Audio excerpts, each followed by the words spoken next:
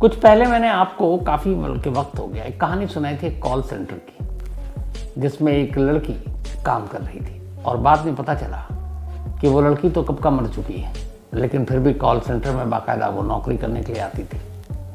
इसी क्राइम तक की कहानी के लिस्ट में लिंक भी मिल जाएगी जिन लोगों ने नहीं सुनी है।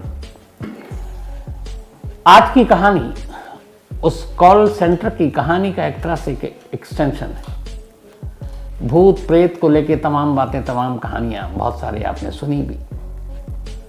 आज की कहानी कोरोना काल की कहानी है। 2020 में जब कोरोना ने दस्तक दिया तो पूरी दुनिया लॉकडाउन में पड़ गई। सारे कारोबार ठप हो गए, लोगों की नौकरियां गई। पहली बार देखने को मिला कि दफ्तर घर से भी चल सकता है, क्योंकि वर्क फ्रॉम होम शुरू हुआ। इंसानों के बीच में दूरियां बनाई गई, मास्क पहनने की आदत डाली गई, एक दूसरे के करीब जाने में डर लगने लगा। यहाँ तक कि अगर शुरुआत में तो किसी मोहल्ले में पता चल जाए कि कोई एक कोरोना पेशेंट है तो उस गली तक से लोग अपना मुंह मोड़ लेते थे। जिनकी मौत हो गई उनको कांधा देने वाला कोई नहीं था, शमशान कब्रिस्तान में जगह नहीं थी। ऐसी बहुत सारी चीज़ें हैं और इसी कोरोना ने बहुत सारी कहानियों को भी जन्म दिया। और आज की कहानी उसी कोरोना काल की एक अजीब व गरीब कहानी है। कहानी राजस्थान के भरतपुर की है। इस कहानी में मैं ओरिजिनल कैरेक्टर जो है उसका नाम बदल दूंगा, कुछ वजह है उसकी। तो भरतपुर में एक फैक्ट्री थी और उस फैक्ट्री में बहुत सारे मजदूर काम किया करते थे, या अलग अलग जो इंजीनियर और बाकी सब जो थे। उसी में एक ये बदला हुआ नाम विनोद। शिकारपुरी खड़े हैं तो कोई नाम देना है तो विनोद का ही दे दो। तो एक एम्प्लॉय था जिसका नाम विनोद था, उसी फैक्ट्री में काम किया करता था। उसकी एक बीवी, 2 बच्चे। भरतपुर से कुछ ही दूरी पर एक गांव में उसका घर। ठीक ठाक परिवार चल रहा था, जिंदगी सही कट रही थी। जितने पैसे मिलते थे उसमें पूरे परिवार का ठीक ठाक से गुजारा भी हो रहा था। लेकिन तब तक जब तक कि कोरोना ने दस्तक नहीं दी। जब कोरोना आया और उसके बाद शायद 25 फरवरी या मार्च की वो तारीख थी जब पहली बार इस देश में लॉकडाउन लगा। तो उस लॉकडाउन के बाद कोरोना ने इतनी दहशत मचा रखी थी कि लोगों को अपने घरों में रहना पड़ा। दुकानें बंद हो गई, शोरूम, मॉल, फैक्ट्री, सब जगह ताले लग गए, क्योंकि जान ज़्यादा ज़रूरी थी। अब ऐसे में वो लोग क्या करें जिनकी ज़िंदगी का पूरा जो सोर्स था कमाई का वो नौकरी ही था, नौकरी पेशा थे, उसी से घर चलता था। तो शुरुआत में बहुत सारे लोगों ने इंसानियत दिखाई। भरतपुर के इस फैक्ट्री के ओनर ने भी इंसानियत दिखाई और उन्होंने कहा कि चलो जब तक फैक्ट्री बंद है या आफत टल जाए तब तक हम तमाम लोगों को तनख्वाह देंगे। उन्हें भी उस वक्त तक अंदाज़ा नहीं था कि लॉकडाउन कितना लंबा खींचेगा। उन्हें लगा 2-4 महीने की बात है, इतना तो हम लोग झेल लेंगे, थोड़े बहुत कम करके पैसा दे देंगे। तो फैक्ट्री बंद हो गई। मजदूरों से कहा गया कि सरकार का आदेश है, लॉकडाउन है, आप लोग अपने अपने घर रहो, लेकिन हम कोशिश करेंगे हर एक मुलाजिम को उसका जो भी पैसा है वो दे सकें। उन्होंने 2-4 महीने वादे के हिसाब से दिए भी, लेकिन इधर कोरोना बढ़ता जा रहा है। उम्मीद कुछ है नहीं लॉकडाउन खुलने की। अब मालिक भी इतने पैसे कहाँ से दे। तो 3-4 महीने के बाद वो पैसे देने का सिलसिला भी बंद हो गया। लोग घरों में कैद थे, कहीं काम नहीं कर सकते थे। जिनके पास और कोई जरिया नहीं था आमदनी का, वो क्या करते, कहाँ जाते। कुछ दिनों तक उधार से चला, किसी से मांग कर, कुछ रिश्तेदारों ने मदद कर दी, किसी और ने। ये लाखों परिवार का किस्सा है। तो उन्हीं लाखों परिवार में से ये विनोद का परिवार भी उसी चीज़ों से जूझ रहा था। जैसे तैसे करके कोरोना काल काट लिया विनोद के परिवार ने। कोरोना ने धीरे धीरे अपना कहर कम किया। इसके बाद सरकार के आदेश पर अब जिंदगी ढर्रे पर आई। कल कारखाने, दुकानें, मॉल, सिनेमा हॉल सब खुलने शुरू हो गए। तो इसी में भरतपुर की ये फैक्ट्री भी खुल गई। जब फैक्ट्री खुली तो सभी मुलाजिम काम पर लौटे, राहत की सांस ली। विनोद भी काम पर लौटा। अच्छा, इस फैक्ट्री में विनोद की एक बड़ी अलग पहचान थी। वो बहुत ही हंसमुख, मिलनसार, अपने तमाम कुलीग जो भी साथी वहाँ काम करते थे उन सबसे बहुत प्यार से बात करता। उन लोगों का दिल भी बहलाता अपनी हंसी हंसी वाली बातों से। तो उसका जो रेपो था वो बहुत अच्छा था कि एक बहुत अच्छा इंसान है और वो दिल का इंसान भी अच्छा था। तो लोग उसकी कदर भी करते, इज्जत भी करते, उसे मिस भी करते। तो जब लॉकडाउन ख़त्म हुआ तो सब लोग आए, विनोद से मिले, सब बड़े खुश फिर से ज़िंदगी वैसे ही पटरी पर लौट आई जैसे 2020 कोरोना से पहले थी। लेकिन इस बार लोगों ने महसूस किया कि विनोद के बर्ताव में कुछ तब्दीली आ गई है। शुरुआत में लोगों को लगा कि शायद इस कोरोना काल की वजह से बहुत सारी चीज़ें झेली हैं लोगों ने। विनोद के ऊपर भी बहुत सारे ऐसी मुश्किलें आई होंगी। फैक्ट्री बंद, तनख्वाह मिलती नहीं थी, पता नहीं परिवार कैसे चल रहा होगा, कैसे पल रहा होगा। तो ये सोचकर उन्होंने धीरे धीरे इन चीज़ों को इग्नोर किया। लेकिन उसके आसपास के लोगों को लगा कि अब विनोद उतना हंसमुख नहीं रहा। अब विनोद काम भी कर रहा और यहां तक कि अब वो ओवर टाइम भी करने लगा। उसने अपने मैनेजर से कहा कि जो भी काम है, अच्छा फैक्ट्री में अब काम शुरू हुआ था तो काम बहुत था, तो बहुत सारे ऐसे मजदूर होते हैं या काम जो कर्मचारी हैं वो होते हैं जो ओवर टाइम नहीं करते क्योंकि थक जाते हैं। लेकिन उस फैक्ट्री में इकलौता विनोद था जिसने कहा कि मुझे ओवर टाइम भी करना है। अब वो ओवर टाइम भी करने लगा। हफ्ता 10 दिन 15 दिन बीता। एक दिन मैनेजर ने कहा कि तुम पूरे दिन की शिफ्ट करते हो, फिर रात को ओवर टाइम करते हो, तुम थकते नहीं हो, तुम्हें नींद नहीं आती। तो उसने कहा कि साहब हमें अब कहाँ नींद आती है। तो उसे लगा पता नहीं ये परेशान शख्स है, घर और परवरिश बच्चों की इन चीज़ों में इसके बोझ तले दबा होगा, इसी तरह ऐसी बहकी बहकी बातें कर रहा है। मैनेजर को भी लगा चलो ये काम अपनी खुशी से कर रहा है, ठीक है, करता रहा। बट एक रोज एक अजीब वाकया हुआ।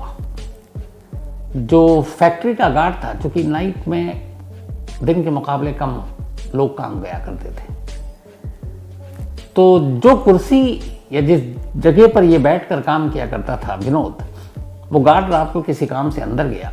जब अंदर गया तो उसने देखा कि कुर्सी पर एक बहुत ही लंबा चौड़ा कोई शख्स लेटा हुआ और अजीब सा लग रहा। रात में वो देखकर उसको वो घबरा गया, क्योंकि विनोद की कदकाठी के मुकाबले वो 2-3 गुना ज़्यादा। उसे लगा इतना बड़ा इंसान तो मैंने देखा नहीं है, लंबा चौड़ा। वो बदहवास वापस भागा चीखता हुआ। लोगों ने पूछा क्या हुआ। उसने कहा मैं गया अंदर तो देखा कि विनोद सो रहा है, लेकिन विनोद बदला हुआ था। तो मैनेजर भी था जो नाइट ड्यूटी पे, वो आया। उसने कहा चलो। जब अंदर गए तो उन्होंने देखा कि विनोद ही वहाँ लेटा हुआ है। मैनेजर ने गार्ड को डांटा कि तुम इस तरह से अफवाहें फैला रहे हो, झूठी बातें कर रहे हो। अब गार्ड को लगा कि मैंने तो सच में वही देखा था, लेकिन अब सीन बदल चुका है। उसने कुछ कहा नहीं। धीरे धीरे वक्त बीता। पूरे 1 महीने गुजर गए वापसी पर नौकरी करते हुए विनोद को। ठीक 1 महीने के बाद अब सैलरी मिलनी थी और विनोद का ओवर टाइम भी था। लेकिन 7 तारीख को ये सैलरी मिलनी थी, 7th उस मंथ के पहले वीक में। 7 तक विनोद ने काम किया, 6 की नाइट तक, और 7 को विनोद चला गया। अब अगले दिन आया नहीं, तो ये लगा कि वहाँ के मैनेजर और बाकी लोगों को कि उसने लगातार दिन रात काम किया, ओवर टाइम काम किया है, तो शायद थका हुआ नहीं आया। लेकिन उन्हें बड़ी अजीब बात ये लगी कि वो अपनी तनख्वाह लिए हुए बिना ही चला गया, सैलरी ली नहीं और वो चला गया। तो उन्हें लगा कुछ ज़रूरी काम आ गया होगा गांव से। अगले दिन भी नहीं आया। 8, 9, 10 बीतता गया, विनोद की कोई खबर नहीं। अब उसे ज्वाइन भी करना है क्योंकि उसके हिस्से का काम उसे करना है। तो मैनेजर से बात ओनर तक पहुंची कि वो बिना बताए हुए गायब है, और ऊपर से ये है कि उसने अपनी सैलरी भी नहीं ली। अब उन लोगों को लगा कि कहीं विनोद के साथ कुछ हो तो नहीं गया, क्योंकि ऐसा कभी इससे पहले हुआ नहीं कि उसने अपनी तनख्वाह नहीं ली, और यूं ही बिना बताए हुए भी कभी वो गायब नहीं हुआ, छुट्टी लेकर गया। तो इस बार ऐसा क्यों हुआ। इधर उधर विनोद के जो तमाम जानकार थे उनसे पहले पूछताछ की गई। फिर लास्ट में ये था कि विनोद के घर का पता था। तो मालिक ने ये कहा अपने मैनेजर से कि तुम विनोद के 1 महीने की जो पूरी सैलरी है जो उसने ओवर टाइम के साथ कमाया है, उसके करीब 50,000 रुपये अराउंड बनते थे। उन्होंने कहा ये 50,000 ले जाकर विनोद को दे दो और पूछो कि वो कहाँ है, क्यों नहीं आ रहा है। उसने बिना बताए हुए नाराज भी हुआ कि बिना बताए हुए गायब है। तो मैनेजर ने कहा ठीक है। अगले दिन मैनेजर अपने एक और साथी को लेकर विनोद के गांव पहुंचता है। वहाँ पूछते पूछते वो विनोद के घर तक पहुंचता है। जब घर पर पहुंचता है तो देखता है कि वहाँ एक महिला है, 2 बच्चे। तो जाकर पूछता है कि विनोद कहाँ है। तो पत्नी उसकी तरफ देखती है। वो दोबारा पूछता है तो पत्नी कहती है कि वो तो अब है नहीं, वो तो रहे नहीं। तो कहता नहीं वो है, लेकिन कहाँ गए, घर पे नहीं है, कहीं और गए। अगली लाइन जो पत्नी ने कही उसे सुनकर मैनेजर के पैरों तले की जमीन खिसक गई। उस महिला ने कहा कि जी मेरे पति विनोद को मरे हुए 3 महीने हो गए।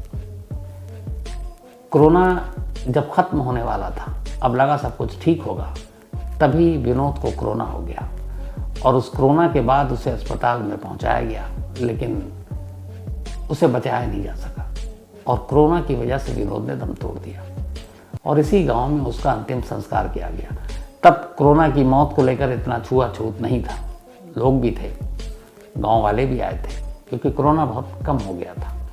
लेकिन उस कम कोरोना में भी बहुत सारे लोगों की जान जा रही थी। मैनेजर ने कहा कि आप क्या बात कर रही हैं भाभी जी,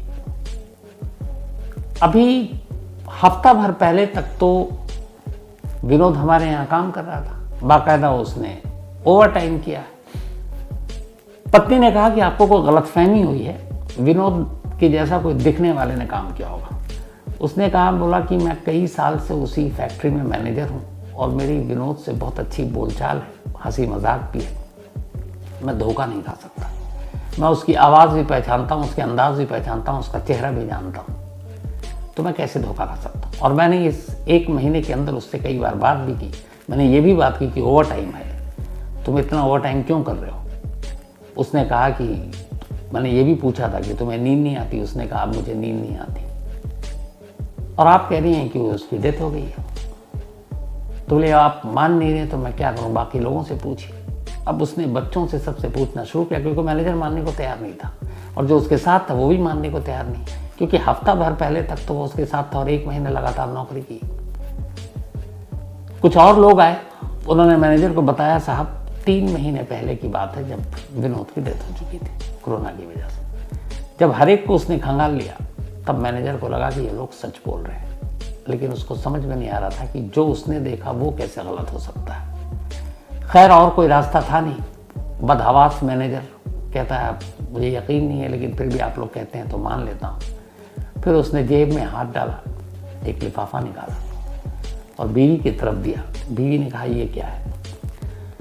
उसने कहा आप कह रही कि 3 महीने पहले मर चुका है, लेकिन हमारी कंपनी या फैक्ट्री के रिकॉर्ड में उसने पूरे 1 महीने तक नौकरी की है। न सिर्फ नौकरी की बल्कि ओवर टाइम किया है और उसका अटेंडेंस भी है।